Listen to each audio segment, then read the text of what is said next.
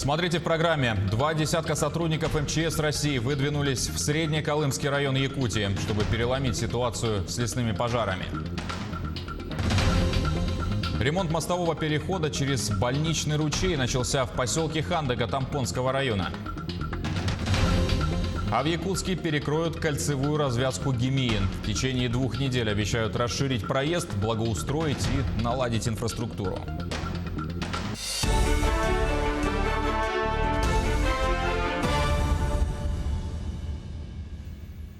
В эфире «Вечерние новости», в студии Василий Радченко. Здравствуйте. За минувшие сутки в республике выявили 50 новых случаев заболевания коронавирусом. Об этом сообщила замруководителя оперативного штаба по борьбе с инфекцией Ольга Балабкина. Из 50 новых зараженных 42 выявлены в Якутске, по 3 случая в Алданском и Нерюнгринском и 2 в Ленском районе. Кроме того, в целом по Якутии COVID-19 за минувшие сутки унес в жизни еще 2 человек. На что бы сегодня мне хотелось обратить внимание, это на ту тенденцию, которая сложилась у нас в медицинских организациях. Медицинский мониторинг всех больных, которые проходят через медорганизации Республики Саха-Якутия, говорит о том, что более 75% больных относятся к больным или вирусоносители, относятся к возрасту младше 65 лет. Это активное население. Эта тенденция сохраняется последние 1,5 месяца. И это безусловно, потому что прежде всего активное население, которое отчасти не соблюдает, в том числе санитарно-эпидемиологические правила. Теперь о лесопожарной обстановке. 80 природных пожаров действуют сегодня на территории Якутии. Площадь активного горения чуть менее 400 гектаров. За последние сутки возникло 20 очагов, ликвидированы 21. В Среднеколымск для уравнивания сил жителей стихии из Якутска вылетела аэромобильная группировка регионального управления МЧС России. Тему продолжит наш корреспондент Светлана Неустроева.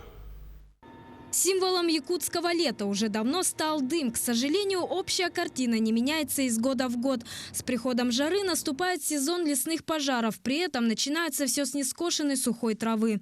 Причиной тому служит, как утверждают специалисты, упадок сельскохозяйственной деятельности. Свою лепту вносят и сухие грозы. На тушение лесных пожаров за сутки привлекалось 949 человек и 102 единицы техники. Проводится непрерывный мониторинг задымленности в населенных пунктах региона. Центром управления в кризисных ситуациях Главного управления МЧС России по Республике Саха-Якутия проводится моделирование и развитие приближенных пожаров по наихудшему сценарию. Площадь пожаров уменьшилась более чем на 80 тысяч гектар за счет ликвидации очагов в зоне контроля. На сегодняшний день сложная обстановка сохраняется на территории 8 районов республики. Из Якутска в село Хану Момского района прибыли аэромобильные группировки МЧС. На борту вертолета было доставлено 500 единиц индивидуального рациона питания Республиканского резерва материальных ресурсов. У нас сегодня в районе действует 4 пожара. Вчера 1 прибавился. Село Соболов. 4 километров горит линия ЛЭП. Есть очаг. Там выехали сейчас техника, трактор, человек 20 добровольцев работают по тушению пожара. Всего в пожаре задействовано где-то около 100 человек. Это каждые сутки. Техника, водовозная, пожарные машины. Ранцы, трактора, дороги Арктики. В общем, работа ведется, пожар частично локализован, ведется постоянное наблюдение. Тем временем Среднеколымский район встретил группу специалистов МЧС в составе 20 человек. В районе введен режим ЧС. На сегодняшний день, как уверяет глава муниципального образования, пожары локализованы почти по всей территории Среднеколымского района. Большой угрозы для населения нет. Чтобы угрожать, таких пожаров нету. В поселках у нас чрезвычайная ситуация, по этому режиму идет. И по району в целом тоже, как и в республике, пожары идут из-за того, что сухие грозы. Начало этих пожаров никак не могут успокоиться даже после дождей. По сообщению сотрудников МЧС, в связи с отсутствием осадков и ветров существует вероятность задымления в 23 населенных пунктах на территории Верхоянского, Тампонского, Среднеколымского, Абыского, Татинского и Момского районов. Саргалана Неустроева, Якутск. К другим новостям. Якутия получит более 260 миллионов рублей из федерального бюджета на обустройство инфраструктуры. Об их выделении распорядился Кабмин страны. Всего субсидии получат 20 субъектов. Средства пойдут на проведение теплосетей, водопровода, канализации, на строительство дорог, детских садов и школ. Это ускорит сроки завершения работ и поможет ввести в эксплуатацию около 600 тысяч квадратных метров жилья. Субсидии выделяются из резервного фонда в рамках федерального проекта «Жилье» – государственной программы обеспечения доступным и комфортным жильем и коммунальными услугами граждан Российской Федерации. Также правительство компенсирует молодым семьям с детьми в России часть стоимости жилья. На эти цели выделят 5 миллиардов рублей. Как сообщил премьер Михаил Мишустин, речь идет о компенсации 35% стоимости жилплощади. И в первую очередь многодетным. Подписано постановление правительства, которое позволяет им использовать выплату на покупку и строительство жилья не только эконом, но и более высокого класса. Или на рефинансирование уже действующей ипотеки. На сумму в 5 миллиардов рублей удастся решить квартирный вопрос более чем 15 тысячам молодых семей, подчеркнул премьер-министр. Ремонт мостового перехода через больничный ручей по улице Егора Кычкина начался в поселке Хандыга Тампонского района. Этот мост соединяет микрорайон А, в народе называемый Шанхаем, с остальным райцентром. О том, как организованы работы, Мария Винокурова. Строители приступили к ремонту с 20 июля. Им предстоит реконструировать мостовой переход площадью свыше 320 квадратных метров с устройством бетонного слоя толщиной 15 сантиметров. Стоимость работ более 400 тысяч рублей. В целях обеспечения безопасности дорожного движения проводим работы по поддержанию проезжей части мостового перекрытия через ручей Больничный. Работы проводятся в связи с перекрытием основного движения большегрузного транспорта по основным нашим улицам. На месте трудится бригада из Солнечной Армении в количестве 6 человек. Объем работ внушительный. Строители уже выполнили большую часть и намерены за 4 дня управиться с остальной частью. Делаем новый мост, бетонируем все ямы, поправляем все как положено. И делаем на совесть, все нормально.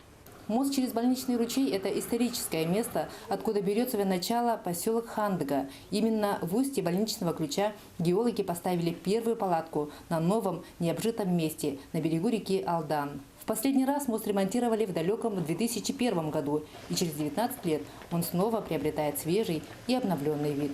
Мария Винокурова, Александр Тиянич, Хандыга, Тампонский район. Развязку ГИМИИН закроют в Якутске на 2 недели в связи с ремонтными и строительными работами. Автобусные маршруты номер 3, 5, 7, 8, 16, 17, 20, 35, 41 и 107 будут осуществлять движение согласно разработанной схеме объезда. Продлится все до 9 августа. Закрытие развязки связано с расширением кругового проезда на участках пересечения улиц Якова Потапова, Мерзлотное, Сергелякского шоссе к Национальному центру медицины. Также в рамках него осуществляют асфальтирование дороги с устройством бордюра, автобусных карманов, обустройство тротуаров и озеленение. Полным ходом идут запланированные ремонтные работы в котельных Аймиконского района. Каков план на сезон и все ли идет согласно графику, узнала наш корреспондент Светлана Поцелуева. Ограничительные мероприятия в связи с коронавирусом никак не сказались на графике ремонтных работ Аймиконского участка Теплоэнергосервис. Проведенные вовремя комплексные гидравлические испытания позволили выявить слабые участки. Так, на втором коллекторе ТЭС заменят всю трубную часть. Это порядка 250 метров. На другом участке в рамках основных мероприятий инвестпрограммы произвели реконструкцию. В результате на участке протяженностью 600 метров увеличен диаметр трубы и заменен трубопровод холодного водоснабжения. Это позволит увеличить объем теплоносителя потребителям улиц Гагарина и Трудовая. В домах станет теплее. Работы идут по графику, выполняются подрядной организацией. Материал также своевременно весь завезен, как и по трубной части, так и по деталям трубопроводов и запорной арматуре. На сегодняшний день реализовано порядка 70% объемов работ. И также по срокам никаких рисков срывов не наблюдается. В котельной ТЭС, введена в строй еще в 1943 году прошлого века, в рамках инвестпрограммы произведена замена первого котла. Котел полностью поменяли на отечественный КВТС 6,5, полностью механизированный и, как показывает практика, наиболее подходящий под наш вид топлива. Здесь работы завершены на 90%. Осталась обмуровка поверхности нагрева. На август запланированы работы по поэтапной замене котлов в котельных микрорайонов. В целом освоение по ремонтной программе ожидается свыше 20 миллионов. То есть по предварительным данным это будет цифра в окрестности 21-22 миллиона рублей. Планомерные ремонтные работы филиала «Теплоэнергосервис» обеспечивают повышение надежности в работе оборудования и тепловых сетей. Светлана Поцелуева, Павел Комин, Усть-Нера. В Якутии стартовал прием документов на поступление в СУЗы. К примеру, в Якутском технологическом техникуме сервиса прием начался заранее, 20 июня, и продлится до 25 августа. На сегодняшний день в техникум поступило уже более 700 заявок. Всего в учреждении готовят по 8 специальностям на базе 11 класса и 2 профессиям – повар-кондитер и пекарь. Срок обучения от 2 до 3 лет. Стоит отметить, что поступление в этом учебном году в условиях самоизоляции пройдет дистанционно. Прием документов производится в электронном виде через портал образовательных услуг, а вступительные испытания посредством видеоконференц-связи. На сегодняшний день подано уже 700 заявлений. Это значительно больше, чем в прошлом году. Средний балл поступающих абитуриентов увеличился. Он составляет от 4 до 4,5. Это говорит о том, что в целом школьники поступают с более лучшими знаниями. Багаж у них более высокий. В культурной столице страны Санкт-Петербурге прошла репетиция судов к главному военно-морскому параду. Отработка началась на рассвете в акватории Невы. Напомню, что главный военно-морской парад состоится завтра, 26 июля, в Санкт-Петербурге и Кронштадте в честь Дня ВМФ. К участию в нем планируется привлечь 46 кораблей, катеров и подводных лодок, а также самолеты, вертолеты морской авиации и более 4000 военнослужащих.